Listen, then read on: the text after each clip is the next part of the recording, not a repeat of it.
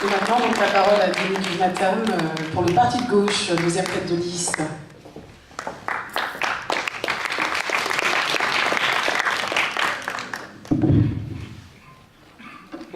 Bonsoir à toutes et à tous. Merci d'être venus déjà. Donc, chers amis, chers camarades, merci de votre venue dans ces moments si particuliers. Voilà presque arrivé au terme de cette campagne électorale. 3 jours. Il nous reste 3 jours à être encore la tête dans le guidon pour convaincre et rencontrer Dijonnaises et Dijonnais. Dijon est une belle et grande ville. Au-delà de cette façade, nous savons que la période que traverse notre pays est actuellement difficile. Précarité, chômage, dénuement, difficultés sont le lot quotidien de plus en plus de citoyennes et de citoyens. Notre ville n'est pas isolée et ne fait pas exception. Dijon compte 13% d'habitants qui vivent sous le seuil de pauvreté. Ici, comme ailleurs, un petit nombre d'individus se gavent pendant que les autres souffrent, et beaucoup de choix de l'actuelle municipalité n'ont pas pour priorité d'éviter le naufrage de la pauvreté et de la souffrance. Notre projet, Dijon l'humain d'abord, se fonde sur la justice sociale, afin de permettre à tous nos concitoyens de vivre et non plus de survivre. Notre sénateur-maire, plénipotentiaire, aux multiples mandats, cumulard, François Rebsamen, a fait le choix lors de ce dernier mandat, et encore plus depuis la dernière élection présidentielle, de donner la priorité à la défense des politiques d'austérité, qui, nous le voyons partout en Europe, prouvent que tous les jours, elles deviennent néfastes pour tous les peuples. Mais n'ayons crainte, l'alternative s'imposera tôt ou tard. Le plus tôt, d'ailleurs, sera le mieux. Nous avons les moyens de mettre en place cette alternative. Ainsi, pour les années à venir, et dès aujourd'hui, il est de notre responsabilité citoyenne, des femmes et d'hommes de gauche, de réhabiliter la puissance publique. La puissance publique, celle qui a reconstruit notre pays avec le Conseil national de la résistance, sera notre outil commun qui nous permettra de mettre en place la planification écologique et surtout lutter contre cette austérité rampante. La puissance publique, c'est celle qui mettra au service des citoyens l'ensemble des outils indispensables à la vie contre les intérêts financiers.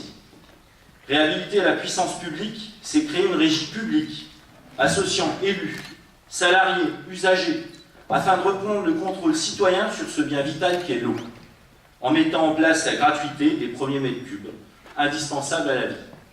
À ce titre, notre sénateur-maire s'est fait épingler par la commission, la CADA, qui est la commission d'accès aux documents administratifs, pour l'opacité de sa gestion sur l'eau. Le transport, également, par le retour à une régie publique, témoigne de notre volonté de retrouver la puissance publique. Vous l'avez vu ce week-end, mon fils en a parlé, des pics de pollution. Effectivement, la gratuité de transport en commun a fait bondir la fréquentation des bus et des tramways, que ce soit à Dijon ou ailleurs. Ça montre bien que le prix empêche les Dijonnaises et les Dijonnais de prendre les transports en commun. Ça nous donne encore une fois raison lorsque nous proclamons que nous irons vers la gratuité des transports publics. Par ailleurs, après avoir bradé notre banque publique locale, le Crédit municipal dijonnais, le maire a finalement coupé les bras à bien des citoyens, et parmi lesquels les plus démunis. Combien de collectivités territoriales auraient aimé avoir une banque publique comme le Crédit municipal? Et les recettes que a accumulé le maire, c'est 65 millions d'euros, on ne sait toujours pas dans quel secteur ou dans quel domaine il va les investir. Ouais, je vous le dis franchement, j'ai bien peur que ce soit pour rembourser les emprunts de la dette toxique et non pas pour financer l'action sociale. C'est inadmissible. Pour n'importe quel citoyen de gauche, nous sommes réunis ici et nous le pensons tous. Et nous, contrairement à ce que veut faire François Rebsamen, nous nous engageons à investir ces 65 millions d'euros en faveur de l'activité sociale, par exemple en finançant un centre de santé, le sport, la culture et encore bien d'autres thématiques. Bien. Souvent, on nous interroge sur nos positions concernant ce contour. Alors, étant sportif et encadrant sportif, j'ai toujours l'habitude de dire qu'il faut d'abord jouer la première mi-temps avant d'entamer la seconde, surtout lorsque le match n'a pas encore commencé. Eh oui. Mais soyons clairs, sénateur-maire, par voie de presse récemment, nous a posé un peu des conditions pour une éventuelle fusion. 1. Valider son projet. 2. S'allier au MoDem et à Cap 21, de formation de droite, il faut quand même le rappeler, et le lui rappeler. N'étant ni les vassaux du Parti Socialiste et encore moins de la droite, ce n'est pas pour venir sur son... c'est pas à nous de venir sur son projet, c'est à lui de venir vers le nôtre. Donc notre projet, l'humain d'abord, ne sera pas une rustine, ni une caution morale pour la prochaine majorité municipale. Et nous ne voulons laisser aucun espace à droite. En 2012, nous disions partout « prenez le pouvoir ». On n'a pas oublié, la situation empire au quotidien. Alors qu'attendons-nous pour prendre le pouvoir? Qu'attendons-nous pour impliquer de plus en plus de citoyens dans notre démarche, dans notre sillage? Ne laissons pas les princes, ni les ducs, ni les barons locaux s'arroger nos droits les plus élémentaires. On va dire, on va résumer ça, nous les sans-culottes, finalement, on commence à frapper à la porte, et ça commence à se savoir. Notre projet, l'humain d'abord, est un combat. C'est un combat contre l'opacité et les mensonges. Notre projet, Dijon l'humain d'abord, c'est un combat pour une gauche qui ne renonce pas, et qui ne renoncera pas. Une gauche qui veut mettre l'humain au cœur de la cité. Chers amis, chers camarades, chaque voix compte. Nous avons encore 3 jours, je l'ai déjà dit. Continuons à convaincre autour de nous. Dimanche, retrouvons-nous dans les urnes pour faire de Dijon une ville à vivre et non pas une ville qui brille. Je vous remercie. Je vais donner la parole à Isabelle Almeida, qui est notre tête de liste.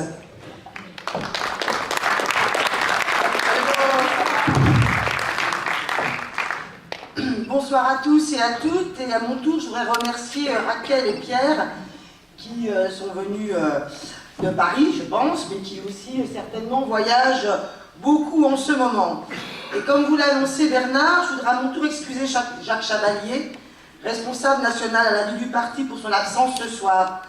Non pas que l'enjeu des municipales sur Dijon ne l'intéresserait pas, il nous apporte d'ailleurs tout son soutien pour notre campagne. Mais parce qu'il est retenu par une réunion de grande importance, elle aussi, pour préparer des responsables d'organisations syndicales, associatives et politiques, avec des personnalités, une grande marche nationale le 12 avril à Paris, contre l'austérité, pour l'égalité, le partage des richesses, et pour dire maintenant ça suffit. Retenez bien la date, inscrivez-la dans votre agenda. Je sais parce que ce matin, plusieurs me l'ont demandé, m'ont demandé les modalités pour s'y inscrire. Je sais qu'il y a une attente d'un sursaut de gauche, un sursaut citoyen face à la droite et à l'extrême droite, qui bat le pavé en déversant la haine de l'autre, l'intolérance, le racisme et le sexisme. Il y a une attente pour exprimer notre révolte face à la politique du gouvernement qui fait tant de mal à notre pays et à tous ceux et celles qui en espéraient autre chose. Oui, nous voulons, dans la diversité d'engagement, permettre à chacun d'exprimer ses revendications, dire ensemble que d'autres choix sont possibles.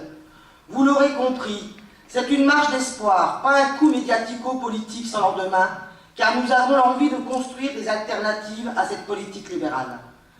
Oui, nous voulons, avec cette marche du tous ensemble, dire ça suffit les cadeaux en tout genre au grand patronat, aux plus riches.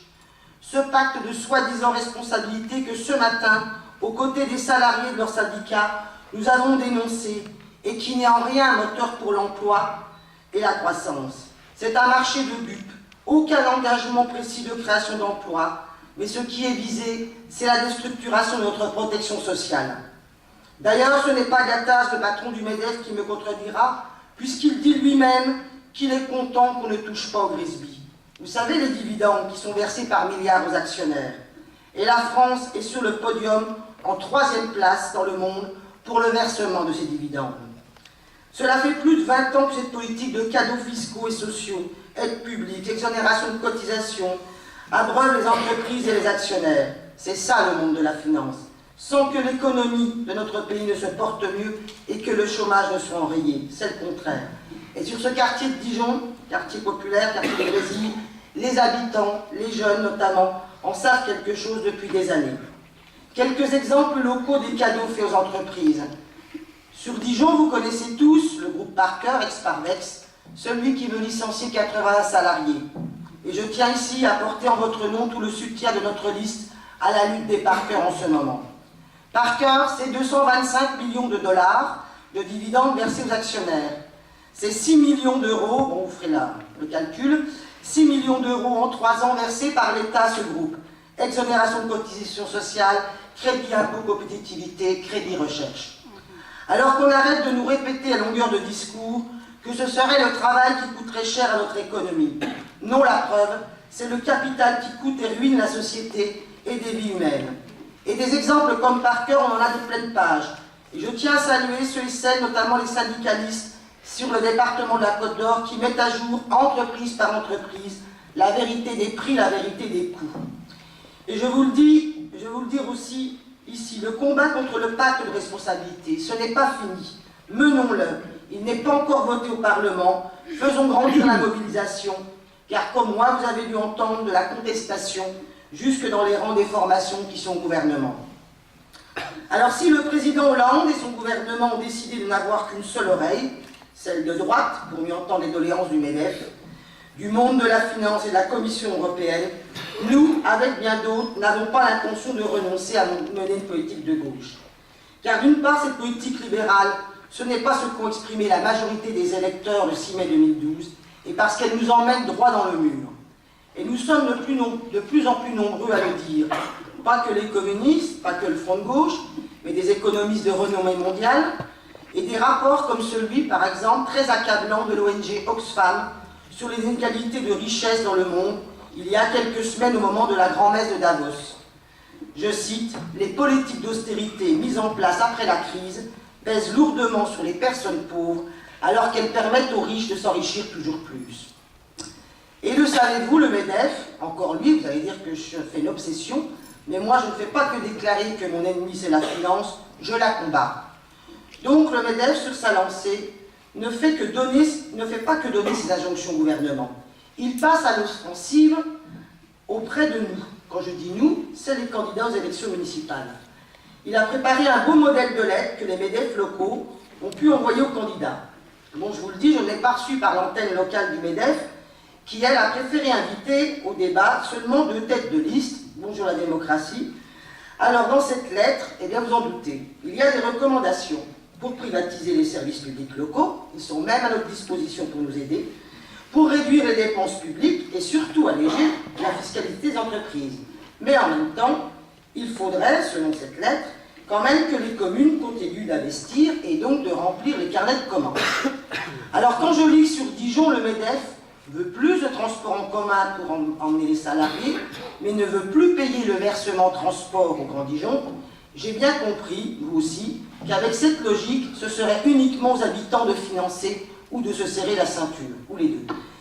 Moi, je réponds au MEDEF. Où est alors votre responsabilité sociale, environnementale par rapport au territoire et aux habitants? C'est justement pour promouvoir cette responsabilité d'entreprise que nous proposons, avec notre liste, de mettre en place une commission d'évaluation, de contrôle, d'attribution des aides publiques aux entreprises sur le Grand Dijon. Et que nous voulons soutenir et accompagner les luttes des salariés, de leurs syndicats, pour préserver et développer l'emploi en les aidant à monter des projets alternatifs. Nous sommes dans le camp de ceux qui voulons et pensons qu'on peut développer l'emploi, notamment industriel sur le bassin dijonnais. Et voulons donner plus de place, plus de pouvoir aux salariés dans le développement de l'économie locale, comme dans les choix de gestion des entreprises. Et d'ailleurs, avec vous, je tiens à saluer, aujourd'hui c'est en initiative encore, la lutte des syndicats des salariés de TRW. Ça fait 1 an que leur entreprise est en lutte contre les projets de délocalisation du groupe TRW. Et puis, ce n'est pas en réduisant les dépenses publiques, comme cela est répété maintes et maintes fois par le gouvernement, et ici par ses relais locaux, ou par la droite et le Front National, que nous développerons les investissements nécessaires. Car sans les collectivités locales, pas d'investissement, pas de carnet de commandes. Et ce n'est pas la baisse d'investissement votée début 2014 par le Grand Dijon qui va arranger les choses. Certes, vous me direz, les travaux du tram sont terminés. Mais n'y aurait-il pas d'autres chantiers à mettre en route pour satisfaire les besoins de la population en équipement? Aussi, quand le gouvernement annonce une baisse des dépenses publiques de 50 milliards d'euros d'ici 2017 et qu'il a dans le collimateur les collectivités locales, nous répondons, nous ne sommes pas d'accord. et vous nous trouverez sur votre route. Car pour Dijon, c'est déjà 2 millions en moins sur le budget 2014. Et la ministre annonce une somme de 10 milliards de baisse pour les années à venir pour les collectivités locales. C'est vrai, je comprends mieux que le sénateur maire de Dijon soit très prudent sur son programme, puisqu'il accepte la cure d'austérité qu'il vote dans le budget de l'État. Nous savons ce qu'il en coûte aux populations et ce qu'il en coûterait si cette logique d'austérité était maintenue. Alors que la vie est de plus en plus difficile pour nos concitoyens, Denis vient de le rappeler, que le chômage et la précarité augmentent, que les salaires, les prestations, les pensions sont rognés, alors que la TVA vient d'augmenter et nous avons raison de nous y opposer, il y a plutôt urgence à engager un pacte de solidarité dans notre pays et dans notre commune, plutôt que ce pacte d'irresponsabilité comme nous l'avions qualifié. Et c'est pourquoi les élections municipales sont un moment important, pour faire des choix décisifs pour notre vie quotidienne. Bouclier social pour réduire les inégalités et les injustices sociales, ou austérité pour moins de services à la population. Lieu de partage et de démocratie citoyenne, comme l'a dit Noufissa, ou centralisation des pouvoirs de décision. Reconquête, développement des services publics, ou mainmise par les grands groupes sur nos biens communs. En fait, oui, il s'agit bien de choisir si nous voulons que la commune de Dijon applique ou non des politiques d'austérité et réponde plus ou moins bien aux besoins des populations. Tout à l'heure, quand j'excusais Jacques Chavalier, je pense qu'il aurait pu vous dire, au nom du PCF, que nous accordons les communistes beaucoup d'importance à l'échelon communal. Depuis toujours, nous avons mis notre énergie au service des conquêtes ouvrières dans les municipalités populaires. Et d'ailleurs, Pierre vient de Saint-Denis, il en sait quelque chose. Nous avons inventé au niveau social, culturel, idéologique, écologique, démocratique, urbanistique, dans beaucoup de communes, au point que la notion de communisme municipal a marqué les villes à direction communiste, mais aussi l'ensemble du paysage communal national.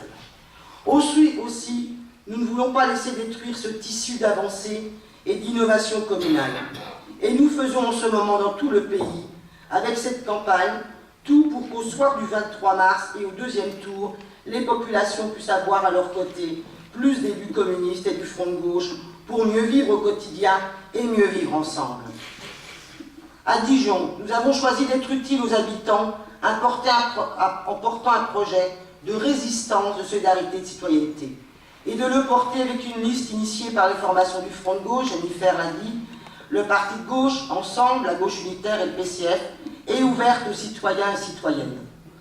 Dijon l'humain d'abord est le nom de notre liste. Pour nous, candidats, candidates, comme pour tous ceux et celles qui font campagne et qui nous soutiennent, cela n'est pas seulement une marque, cela n'est pas seulement un slogan.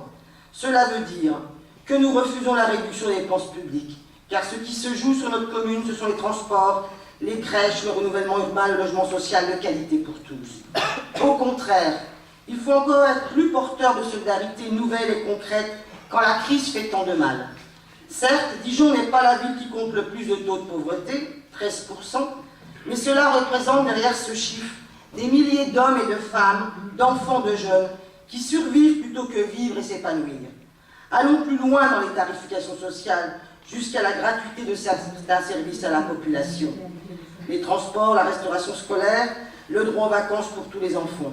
Et permettons à tous d'accéder à la santé avec la mise en place d'un centre de santé municipal où le tiers payant s'applique. C'est possible, d'autres villes en sont dotées. Dotons le budget d'action sociale de plus de moyens pour permettre de répondre aux urgences sociales et revoyons la question du crédit municipal comme en a parlé Denis.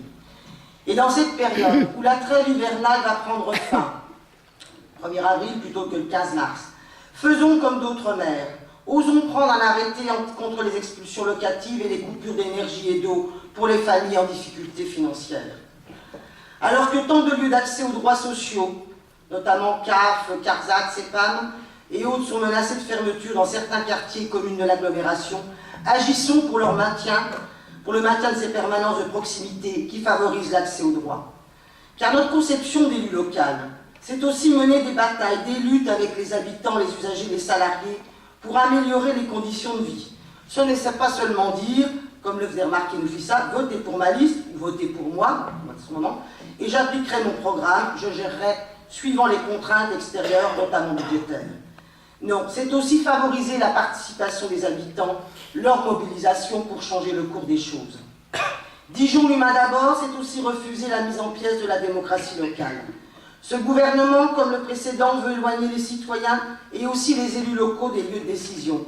Pour preuve, le président a annoncé une nouvelle réforme des institutions pour priver les collectivités locales de mener les politiques choisies par les électeurs.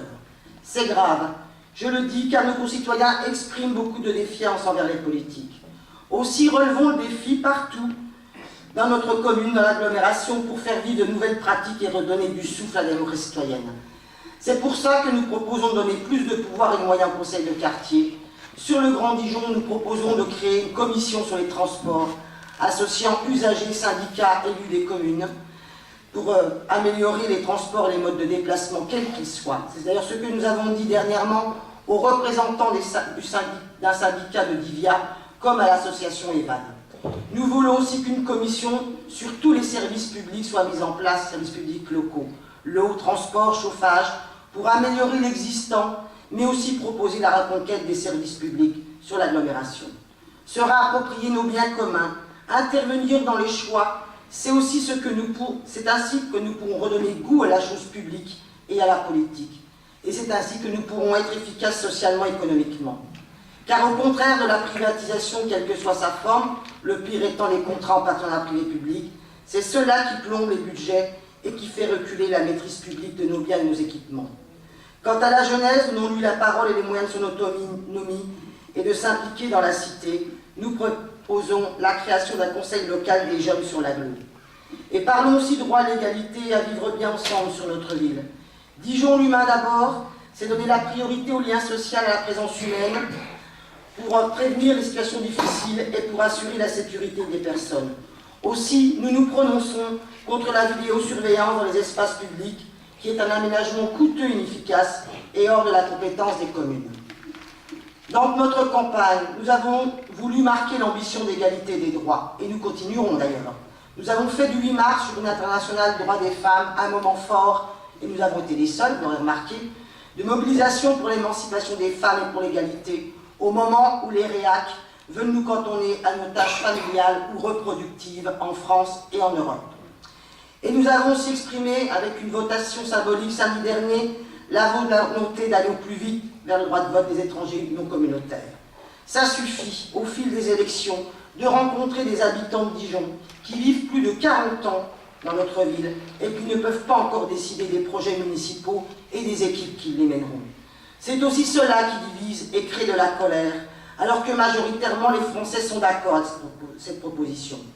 Ne laissons pas le terrain diviseur à la droite réac et à l'extrême droite, comme cela se passe avec le mariage pour tous, d'ailleurs sur lequel je vous informe que les candidats de droite sur Dijon, comme celui d'extrême droite, veulent revenir, comme ils l'ont signifié en signant tous les deux la charte des candidats contre le mariage pour tous. C'est évident pour nous.